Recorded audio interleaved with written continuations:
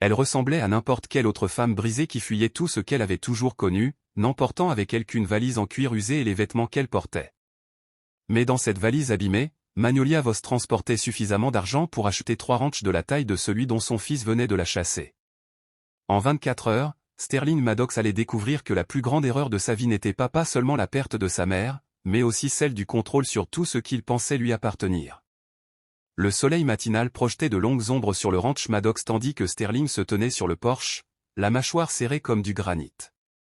Derrière lui, sa femme Clémentine croisait les bras avec satisfaction, observant la vieille femme se débattre avec sa valise près du portail.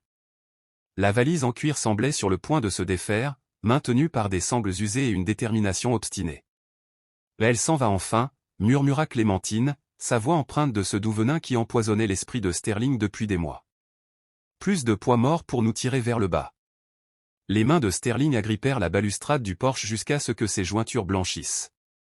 Une partie de lui voulait appeler pour arrêter la femme qu'il avait élevée sur cette terre même, mais les paroles de Clémentine résonnaient dans sa tête comme un tambourinement incessant. Le ranch perdait de l'argent, sa mère était trop âgée pour contribuer, ils avaient besoin de chaque centime pour leur projet d'expansion. Magnolia s'avançait lentement vers la route principale, ses cheveux gris reflétant la lumière du matin. Elle portait la même robe bleue délavée qu'elle avait mise à l'église ces 5 dernières années et ses chaussures étaient en cuir craquelé qui avait vu trop de saisons. Tout en elle criait la pauvreté et la défaite. « Regarde là », poursuivit Clémentine en passant son bras autour de la taille de Sterling. Là elle arrive à peine à porter cette valise minable. Que peut-elle bien avoir là-dedans? De vieilles photos et des couvertures rongées par les mythes? Sterling regarda sa mère s'arrêter à la barrière, poser la valise pour reprendre son souffle un instant, les épaules affaissées. Il faillit s'avancer, faillit l'appeler, faillit se souvenir de la femme qui lui avait appris à monter à cheval, qu'il avait soignée quand il avait la fièvre, qui s'était tuée à la tâche pour faire tourner le ranch après la mort de son père. Mais alors, les doigts de Clémentine enfonça ses doigts dans son bras. Elle avait fait son choix, Sterling. Elle avait refusé de céder sa part de la propriété. Elle était seule responsable de cette situation. La valise semblait plus lourde qu'elle n'aurait dû l'être pour quelqu'un qui prétendait ne rien posséder. Magnolia avait du mal à la porter, changeant plusieurs fois sa prise, ce qui était étrange pour une valise qui ne contenait soi-disant que des effets personnels. Mais Sterling chassa cette pensée. Sa mère avait toujours été dramatique, rendant les choses simples plus difficiles qu'elles ne l'étaient. Lorsque Magnolia finit par soulever la valise et continua à marcher sur la route poussiéreuse, Sterling sentit une froide satisfaction s'installer dans sa poitrine. Le ranch allait désormais être rentable. Clémentine avait raison, c'était une affaire commerciale, rien de personnel. Il ne se doutait pas que les palans et délibérés de sa mère n'étaient pas ceux d'une femme vaincue, mais ceux de quelqu'un qui portait un secret si puissant qu'il allait bientôt bouleverser son monde. Car ce que Magnolia Voss savait et ce que contenait cette valise prouverait que Sterling Maddox venait de commettre l'erreur la plus coûteuse de sa vie. 3 heures après que Magnolia eut disparu sur la route, Sterling trouva la première lettre. Elle était glissée dans le vieux bureau de son père, jauni par le temps et scellée à la cire rouge. Son nom était écrit sur le devant dans elle, mais l'encre semblait fraîche, trop fraîche pour quelque chose qui aurait dû rester là pendant des années. « Mais qu'est-ce que c'est » demanda Clémentine en regardant par-dessus son épaule alors qu'il brisait le seau. Sterling déplia le papier et son sang se glaça. Les mots étaient simples, mais ils le frappèrent comme un coup physique. « Le ranch ne t'a jamais appartenu, tu ne peux pas le donner. Vérifie les registres du tribunal, ton père m'a tout laissé, pas à toi. Je te laisse jouer au rancher depuis 15 ans par amour. Cet amour a des limites, mère. » La lettre glissa des doigts de Sterling et tomba sur le sol. Ses jambes se dérobèrent sous lui et il s'effondra dans le fauteuil en cuir qui avait appartenu à 3 générations d'hommes de la famille Maddox, mais d'après cette lettre, il n'en faisait peut-être pas partie, du moins pas légalement. « Légalement, » dit Clémentine, mais sa voix avait perdu toute assurance. « Ton père ne ferait jamais ça. Il t'a promis ce ranch. » L'esprit de Sterling repassa en revue les décisions prises au cours des 15 dernières années, toutes les améliorations qu'il avait apportées, toutes les dettes qu'il avait contractées au nom du ranch, tous les contrats qu'il avait signés en tant que propriétaire. Si sa mère disait vrai, alors légalement, il n'était rien de plus qu'un simple ouvrier agricole avec des illusions de grandeur, mais c'était impossible. Son père avait toujours parlé du ranch comme de l'héritage de Sterling et avait évoqué le jour où Sterling prendrait complètement la relève. Sauf que Sterling réalisa avec horreur que son père n'avait jamais dit qu'il laisserait tout à son fils, il avait simplement supposé que Le bruit des sabots à l'extérieur les fit tous deux se figer. À travers la fenêtre, Sterling aperçut une silhouette familière descendre d'un cheval noir. Bonjour, Carter, l'avocat de la famille, marchait vers la maison, une sacoche en cuir sous le bras et une expression qui aurait pu geler la pluie d'été. Monsieur Maddox, appela Boone en s'approchant du porche, nous devons discuter de questions juridiques urgentes. Votre mère m'a demandé de vous remettre des documents. Clémentine attrapa le bras de Sterling. Ne le laisse pas entrer. Quoi qu'elle ait prévu, nous pouvons nous battre. Mais Sterling se dirigeait déjà vers la porte. Le poids des décisions prises ce matin-là lui semblait soudain écrasant. Il avait rejeté la seule personne qui aurait pu le protéger et maintenant, la réalité venait réclamer son dû. Boone Carter se tenait dans l'embrasure de la porte, le visage buriné, impassible. Il tenait dans ses mains des documents officiels qui bruissaient dans la brise de l'après-midi. Votre mère voulait que vous les ayez avant l'ouverture de la banque demain matin. Et quelle banque? Demanda Sterling, bien qu'il redoute la réponse. Celle qui détient l'hypothèque qu'elle a payée pendant les 5 dernières années, répondit Boone. L'hypothèque dont tu ignorais l'existence. Le monde de Sterling bascula. Tout ce qu'il croyait savoir de sa vie, de son ranch, de son autorité s'effondrait comme du vieux bois dans une tempête. Et quelque part, sa mère s'éloignait avec bien plus que de vieux vêtements dans cette mystérieuse valise. Les documents que Boone Carter étala sur la table de la cuisine brossaient un tableau si dévastateur que Sterling dut les lire 2 fois pour en croire ses yeux, paiements hypothécaires, primes d'assurance, reçus d'impôts fonciers, tous portant la signature de sa mère, tous datés des 5 dernières années, pour un montant total qui fit tourner la tête de Sterling. Sa mère avait secrètement versé plus de $800 par mois pour empêcher le ranch d'être saisi par les créanciers. C'est impossible, murmura Sterling en parcourant du doigt une colonne de chiffres. Où aurait-elle trouvé une telle somme? Boone Carter ajusta ses lunettes et sortit un autre document. Votre mère a été très ingénieuse. Elle a géré les investissements que votre père avait laissés à son nom, des investissements dont vous ne saviez apparemment rien. Et Clémentine saisit l'un des papiers sur la table. Des investissements? Quels investissements? Cette vieille femme n'a pas un sous-vaillant, Madame Maddox. Boone répondit prudemment, la mère de votre mari était très riche depuis un certain temps. Elle a choisi de vivre simplement tout en veillant à ce que le ranch reste solvable. Ces paiements mensuels vous ont évité de tout perdre. Sterling avait l'impression de se noyer dans des informations qui n'avaient aucun sens. Sa mère avait de l'argent, beaucoup d'argent. Alors pourquoi avait-elle vécu comme une pauvre? Pourquoi avait-elle porté la même robe à l'église pendant 5 ans? Pourquoi n'avait-elle jamais rien dit lorsque Clémentine se plaignait de problèmes d'argent? Il y a plus, a poursuivi Boone en sortant un dernier document. Votre mère a laissé des instructions précises. Puisque vous avez choisi de la chasser de la propriété, toute aide financière prend fin immédiatement. Le prochain versement hypothécaire est dû dans 6 jours. Sans son soutien, la banque entamera une procédure de saisie. La pièce devint silencieuse, à l'exception du tic-tac de la vieille horloge sur la cheminée. Sterling calcula rapidement dans sa tête, le ranch était à peine rentable depuis des mois sans les paiements secrets de sa mère. Sans cela, il perdrait tout en moins d'une semaine. Combien? Demanda Sterling d'une voix à peine audible. $837, à payer vendredi. Sterling et Clémentine échangèrent un regard. Ils avaient peut-être $60. Entre eux, et cela en comptant le fonds d'urgence caché dans la boîte à café. Le bétail ne serait pas prêt à être vendu avant un mois, et même alors, le bénéfice ne suffirait pas à couvrir ce qu'il devait. Il devait y avoir un autre moyen, dit Clémentine, mais ça ne va pas couvrir ce qu'il devait. Il doit y avoir un autre moyen, dit Clémentine, mais sa voix avait perdu tout son venin. Nous pouvons lui parler, la convaincre de revenir, ajouta Carter en rassemblant ses papiers avec une précision méthodique. Madame Voss a été très claire sur ses intentions, dit-il, et je cite, Sterling a fait son choix, il doit maintenant en assumer les conséquences. Alors que l'avocat montait sur son cheval et s'éloignait, Sterling regarda le ranch qui avait été son univers pendant 38 ans. Chaque poteau de clôture, chaque bâtiment, chaque acre d'herbe lui semblait soudain étranger. Comment avait-il pu vivre ici toute sa vie sans rien savoir de tout cela? Mais la question la plus terrifiante restait sans réponse, si sa mère était secrètement assez riche pour sauver le ranch mois après mois, que transportait-elle exactement dans cette valise en cuir usé et, plus important encore, où comptait-elle l'emmener? Au coucher du soleil, Sterling avait sellé son cheval et suivait la route poussiéreuse que sa mère avait empruntée ce matin-là. Le désespoir le poussait à avancer, mais à chaque kilomètre, la réalité de sa situation s'alourdissait. Il avait moins de 6 jours pour trouver $800, sinon il perdrait tout. 3 générations d'hommes de la famille Maddox avaient construit la route qui menait à Millbrook, la ville la plus proche, mais Sterling savait que sa mère n'avait pas d'amis là-bas.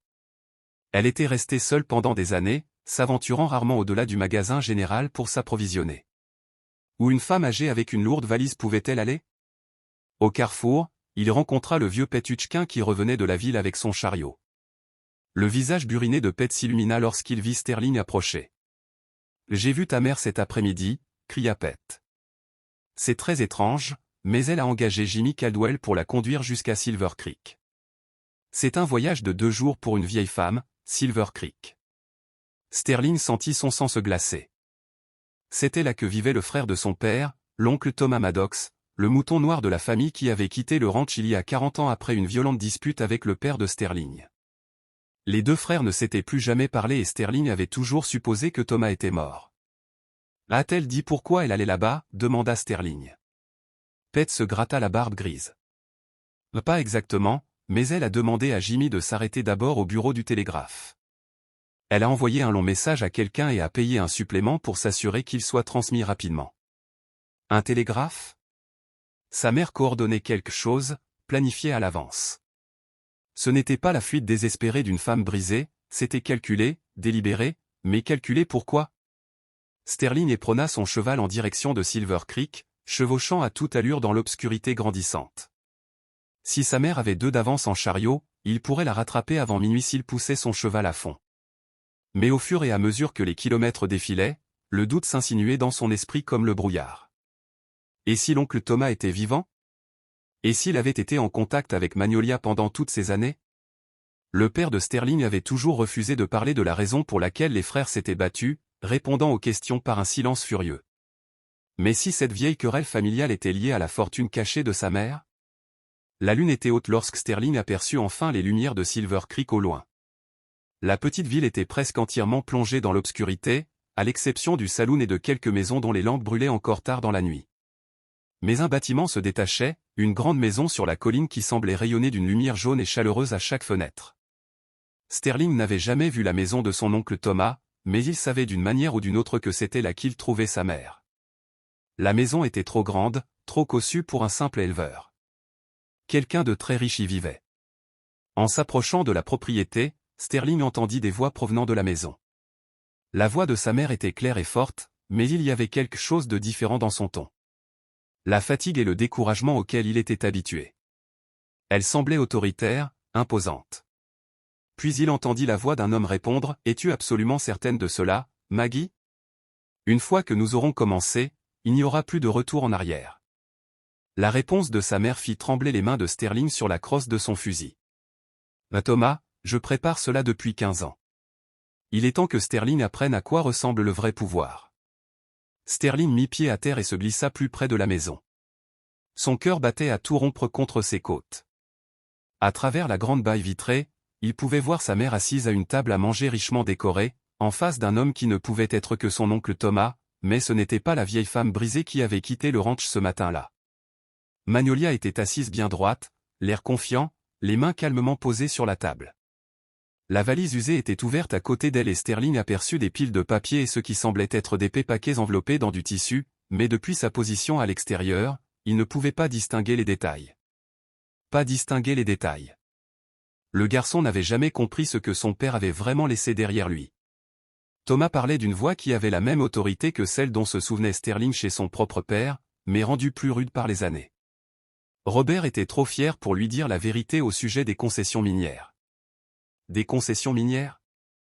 Sterling se pressa contre la fenêtre, tendant l'oreille pour entendre chaque mot. Robert pensait protéger Sterling en le maintenant dans l'ignorance. Magnolia répondit, mais la protection et la préparation sont 2 choses différentes. La mine d'argent est en exploitation depuis 3 ans maintenant. Il est temps que Sterling sache où se trouve son véritable héritage. Une mine d'argent. Ces mots frappèrent Sterling comme un coup physique. Son père avait possédé une mine d'argent pendant toutes ces années où il s'était battu pour rentabiliser le ranch, et il y avait eu une mine qui avait produit de la richesse pendant tout ce temps. Thomas se pencha en avant, les mains burinées jointes, et dit, es sûr que tous les papiers sont en règle? Les documents de transfert. Magnolia fouilla dans la valise et en sortit une épaisse liasse de documents. Tout ce que Robert m'a laissé. Les droits miniers, les registres de production, les accords bancaires et, bien sûr, les réserves de trésorerie des 3 dernières années de production d'argent. Les réserves de trésorerie. La gorge de Sterling se dessécha tandis qu'il regardait sa mère sortir de la valise liasse après liasse de billets. Plus d'argent qu'il jamais vu en un seul endroit, assez d'argent pour acheter 10 ranchs. 1,4 million de dollars, dit Magnolia d'un ton neutre. C'est ce que la mine a produit depuis la mort de Robert. J'ai économisé chaque centime en attendant le bon moment pour enseigner à Sterling la responsabilité et le respect. Les genoux de Sterling faillirent se dérober sous lui. 1,4 million de dollars.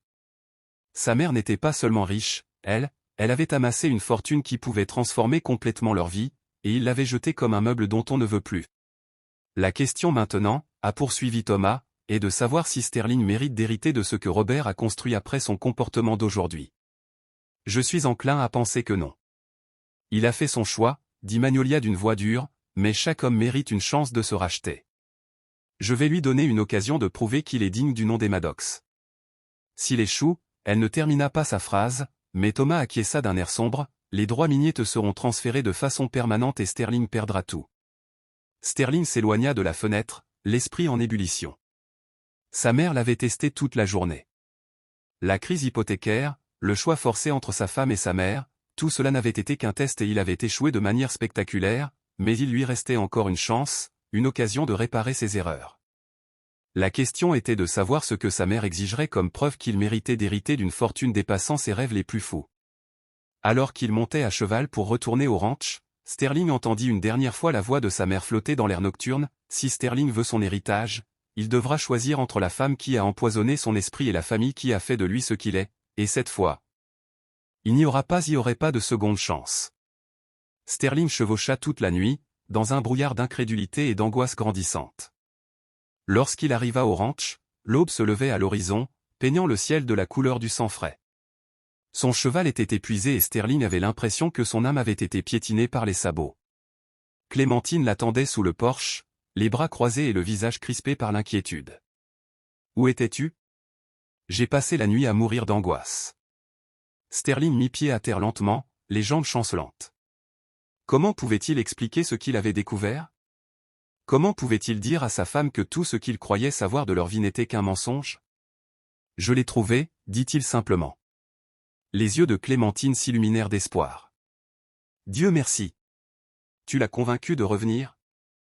Elle va nous aider à payer l'hypothèque? Sterling regarda sa femme, la regarda vraiment pour la première fois depuis des mois.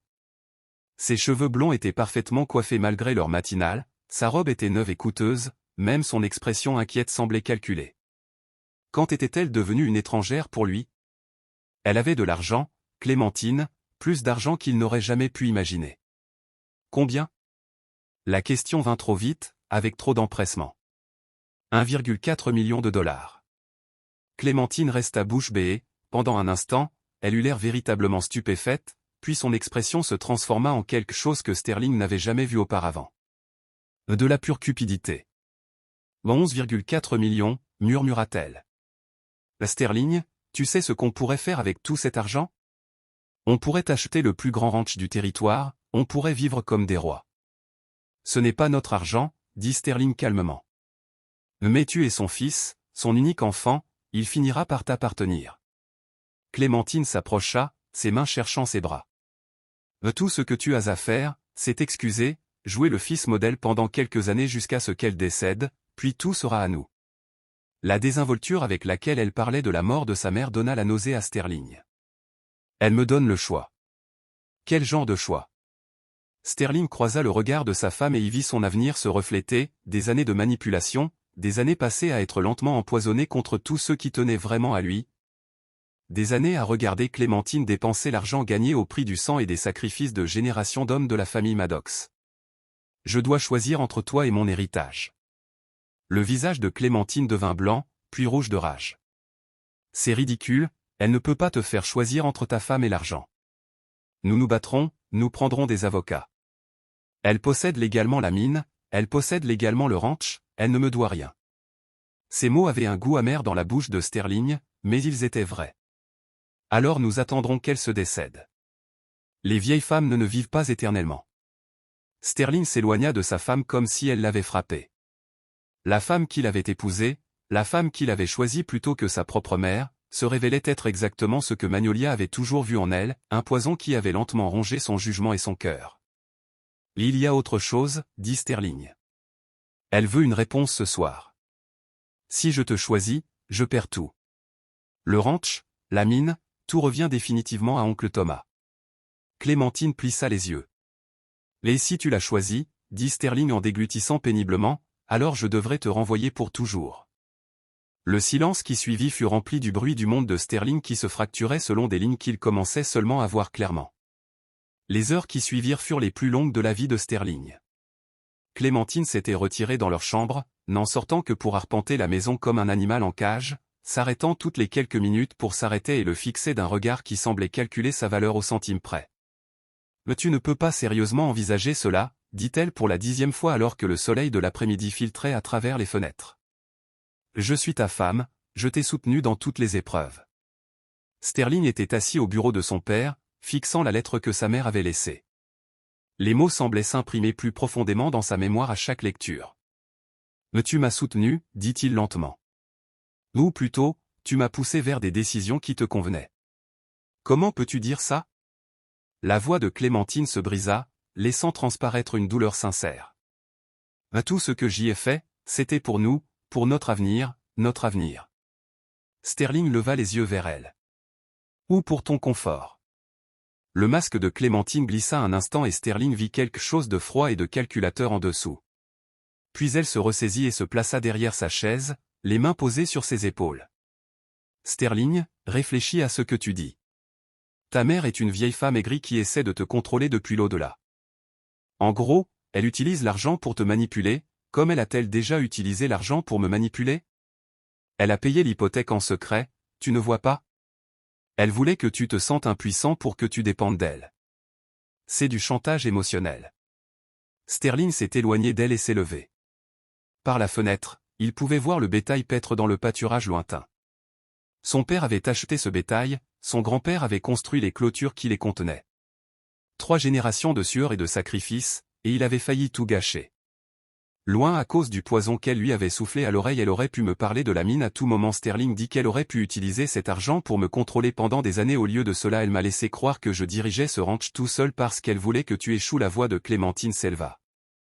Jusqu'à devenir presque un cri. Tu ne vois pas qu'elle t'a piégé pour ce moment, en te faisant sentir inadéquat afin que tu reviennes vers elle. En rampant lorsque la vérité éclaterait. Sterling se tourna pour observer le visage de sa femme. Ses joues étaient rouges, ses yeux brillants d'une énergie désespérée, mais sous la panique, il vit quelque chose qui le glaça. Elle n'avait pas peur de le perdre, elle avait peur de perdre l'argent. « Et si je te choisis ?» demanda-t-il doucement. « Alors nous construirons notre propre vie. Nous n'avons pas besoin d'elle ni de son argent. Nous rendrons le ranch rentable. Nous travaillerons ensemble comme nous l'avons toujours fait. Si nous perdons le ranch dans 4 jours parce que nous ne pouvons pas payer l'hypothèque, » Clémentine serra les mâchoires, « alors nous recommencerons ailleurs, tant que nous ensemble, c'est tout ce qui compte. » Mais Sterling pouvait voir le mensonge dans ses yeux. Clémentine n'avait jamais travaillé un seul jour au ranch, elle n'avait jamais manqué un repas ni porté 2 fois la même robe par nécessité. L'idée de repartir de zéro sans rien la terrifiait plus que de le perdre. Et si je la choisis ? La question resta en suspens comme la fumée d'un coup de feu. Le visage de Clémentine passa par une série d'expressions, choc, rage, calcul, et enfin quelque chose qui ressemblait à une véritable peur. « Alors tu es un imbécile, dit-elle finalement, tu choisis l'argent d'une femme morte plutôt que l'amour d'une femme vivante. » Alors que le soleil commençait à se coucher, Sterling réalisa que sa mère lui avait donné plus qu'un choix entre 2 personnes, elle lui avait donné le choix entre 2 versions de lui-même, l'homme qui se laissait lentement empoisonner par de jolies paroles et des désirs égoïstes, ou l'homme qui pouvait honorer l'héritage que sa famille avait bâti avec son sang et ses sacrifices. Mais faire ce choix l'obligerait à détruire une vie pour en sauver une autre, et le temps pressait. Alors que les dernières lueurs du jour disparaissaient derrière les montagnes, Sterling fit son choix. Il se rendit dans la chambre où Clémentine rangeait ses vêtements dans une malle, avec l'énergie frénétique de quelqu'un qui savait que son monde s'écroulait. Elle leva les yeux lorsqu'il entra et, l'espace d'un instant, l'espoir brilla dans ses yeux. « Clémentine, dit Sterling doucement, tu dois partir. » Ses mains s'immobilisèrent sur le tissu qu'elle était en train de plier. « Tu m'as bien entendu. Fais tes valises et pars ce soir. » L'espoir s'éteignit dans ses yeux, remplacé par une fureur glaciale. « Préfère cette vieille femme aigrie à ta propre femme. Je préfère l'homme que je veux être à l'homme que tu m'as fait devenir. » La voix de Sterling était ferme et définitive. « Ma mère avait raison à ton sujet. Elle a vu ce que j'étais trop aveugle pour voir. » Clémentine jeta la robe qu'elle tenait à travers la pièce. « Tu le regretteras, Sterling Maddox, quand tu seras vieux et seul, tu te souviendras que tu avais une femme qui t'aimait et que tu as tout gâché pour de l'argent. »« Tu ne m'as jamais aimé, » répondit Sterling. « Tu aimais ce que tu pensais que je pouvais t'apporter. La différence, c'est que ma mère m'aimait assez pour tester si je méritais ce que mon père avait construit. » En moins d'une heure, Clémentine était partie, emportant seulement ses effets personnels et les mots amers qu'elle avait crachés tandis que Sterling l'aidait à charger sa malle dans le chariot en direction de la ville. Alors que sa silhouette disparaissait dans l'obscurité, Sterling sentit un poids qu'il n'avait même pas réalisé porter s'enlever de ses épaules. Le trajet jusqu'à Silver Creek le fit traverser la nuit une fois de plus, mais cette fois, son cœur était léger malgré son épuisement. Lorsqu'il arriva chez son oncle Thomas, il trouva sa mère assise sous le porche, se balançant lentement dans une chaise en bois, comme si elle l'attendait. « Je me demandais quand tu allais arriver, » dit Magnolia sans lever les yeux. Sterling descendit de cheval et marcha lentement vers les marches du porche. « Mère, tu l'as renvoyé. »« Oui, madame, et tu es venue ici pour t'excuser d'avoir été stupide. » Sterling acquiesça, incapable de faire confiance à sa voix. Magnolia le regarda enfin et Sterling vit des larmes dans ses yeux. « Ton père serait fier de toi ce soir, mon fils. Il faut être un homme de caractère pour admettre qu'on a eu tort. » Elle se leva et l'embrassa, et Sterling se sentit à nouveau comme un enfant, en sécurité dans les bras de sa mère. Ils se séparèrent. Elle sourit et fit signe vers la maison. « Entre, Thomas a hâte de rencontrer son neveu comme il se doit. Nous avons beaucoup à discuter au sujet des mines d'argent et de l'avenir du nom Maddox. » Alors que Sterling suivait sa mère dans la lumière chaleureuse de la maison, il réalisa que tout perdre avait été le seul moyen de découvrir ce qui comptait vraiment. Son véritable héritage n'était pas l'argent ni les terres, mais la sagesse de reconnaître l'amour de la manipulation et la force de choisir l'honneur plutôt que le confort. 3 mois plus tard, Sterling se tenait sous le porche de la maison rénovée, regardant sa mère s'occuper de son jardin. La mine d'argent produisait plus de richesses qu'il ne pourrait en dépenser en une vie, mais Magnolia choisissait toujours de vivre simplement, trouvant de la joie dans les petites choses. Sterling avait appris que la plus grande fortune était d'avoir quelqu'un qu'il aimait suffisamment pour se battre pour son âme, même si cela signifiait tout risquer. L'héritage des Maddox était assuré, mais surtout, il était entre les mains d'un homme digne de le perpétuer. Si vous avez aimé cette histoire, cliquez sur la vidéo sur votre écran pour regarder un autre conte western inoubliable où l'honneur et la rédemption s'affrontent d'une manière que vous n'auriez jamais imaginée. N'oubliez pas de vous abonner et d'envisager un super chat pour nous aider à vous proposer d'autres histoires comme celle-ci. Votre soutien compte énormément pour nous.